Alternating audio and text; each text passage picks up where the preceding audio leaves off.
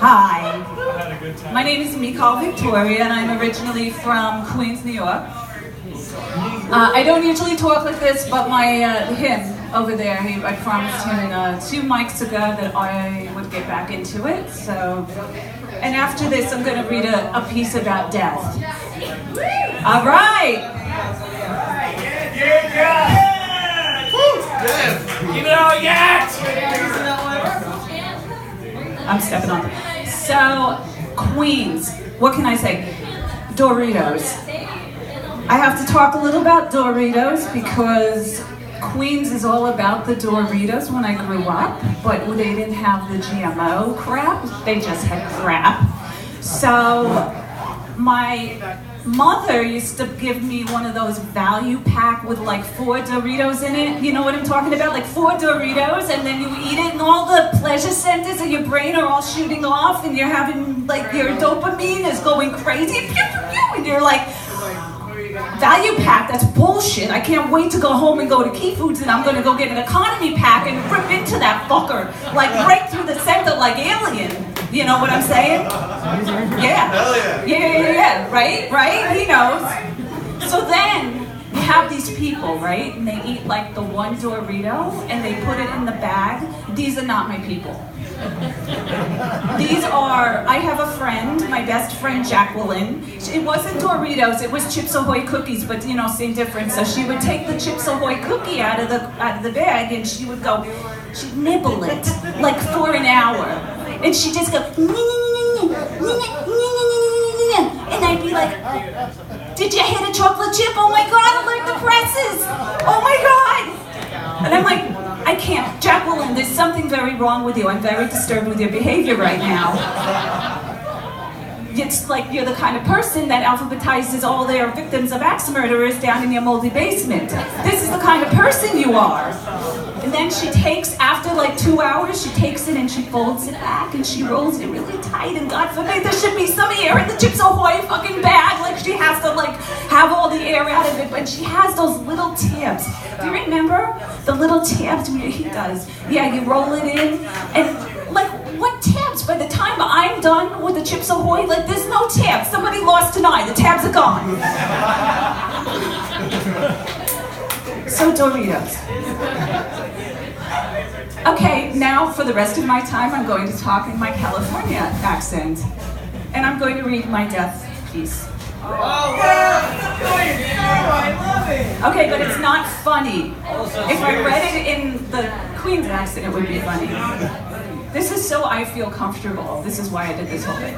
All right, so I am not, disclaimer, I'm not going to kill myself. All right. I am having a flirtation with death. It began several years ago. Okay, I need to say something here. Say it. So, I have chronic Lyme disease. I've had it for most of my life, and it sucks. And so, this was written at the time that I kind of just had enough.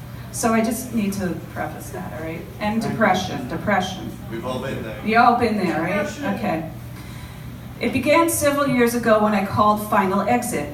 Never did I think that I would ever think of giving up or surrendering this mortal coil until I got there. I was as surprised as anyone. I always accepted the mantle people put on me as a warrior. Mikal never gives up. I admire you so much because you just keep going. Other people give up, you just keep chugging along. But as I walked along the coast, I played with death's collar. I run my hands across death's relaxed fit neckline. I say to the ocean, who speaks life and death both, is it time? No, it crashes through rock teeth. I keep breathing. I focus on my breath.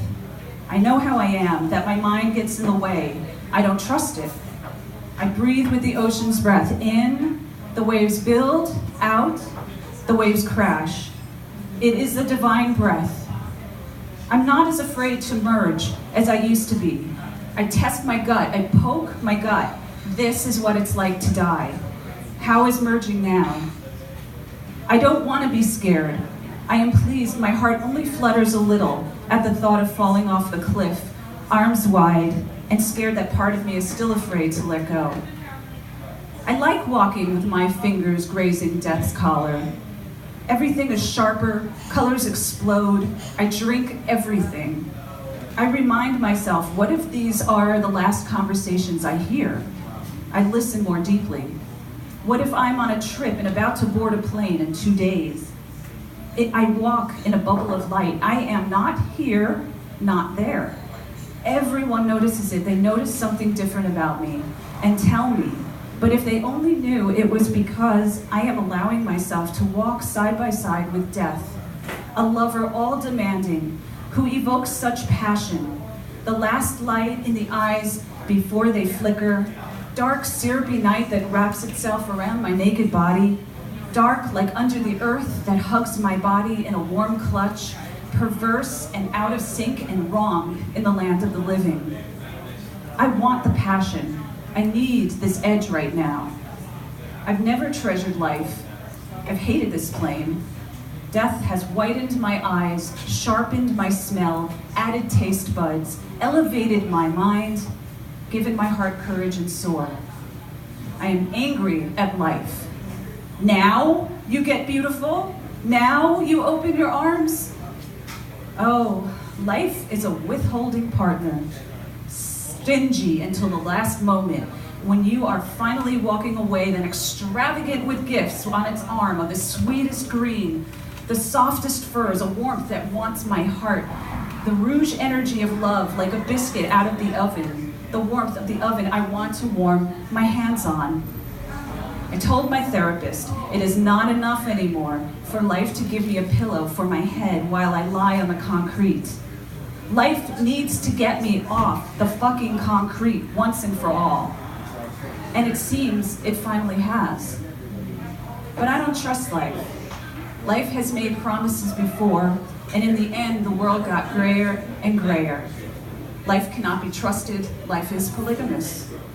Death I'm just getting to know, but death is monogamous. It's a big commitment. I wonder how long I can keep such an amorous lover at bay.